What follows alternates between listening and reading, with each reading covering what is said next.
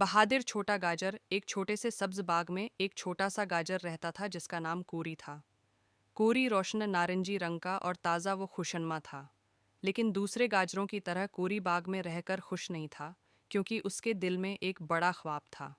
मैं बाग के बाहर की दुनिया देखना चाहता हूँ, कोरी रोज़ सुबह कहता। दूसरे गाजर हंस पड़े। क्यों जाना, बाग तो महफूज और प्रसून है, वो कहते। लेकिन कोरी का दिल तजस्सुस से भरा हुआ था। एक रोशन दिन हवा हल्की हल्की चल रही थी और बाग में सरसराहट सुनाई दी। आओ छोटे गाजर, दरियाफत करो, हुआ ने कहा। कोरी बहुत परजोश हुआ। थोड़ी सी हलचल और बहुत सा हौसला दिखाकर कोरी ने ज़मीन से खुद को बाहर निकाला। पाप, मैं कर गया, उसने खुशी से कहा। नए दोस्त मिलना कोरी घास पर चल रहा था कि अचानक एक खूबसूरत नीला परिंदा आया। हेलो, मैं बेला हूँ, परिंदे ने कहा। तुम कहाँ जा रहे हो? मैं बड़ी दुनिया देखना चाहता हूँ, कौरी ने कहा। बेला मुस्की हुई। आओ, मैं तुम्हें दिखाती हूँ।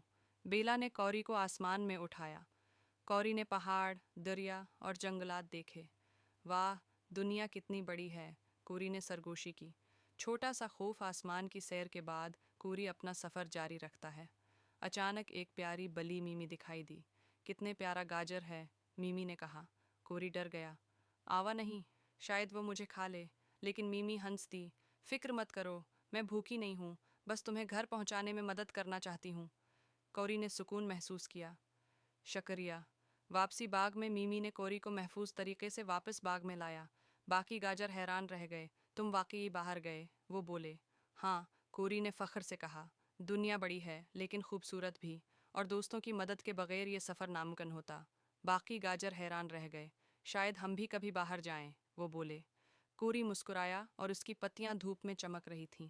सबका हिम्मत करो, नई चीज़ें दरियाफ़त करो। दुनिया खूबसूरत है और दोस्त भी हैं जो मदद करते हैं।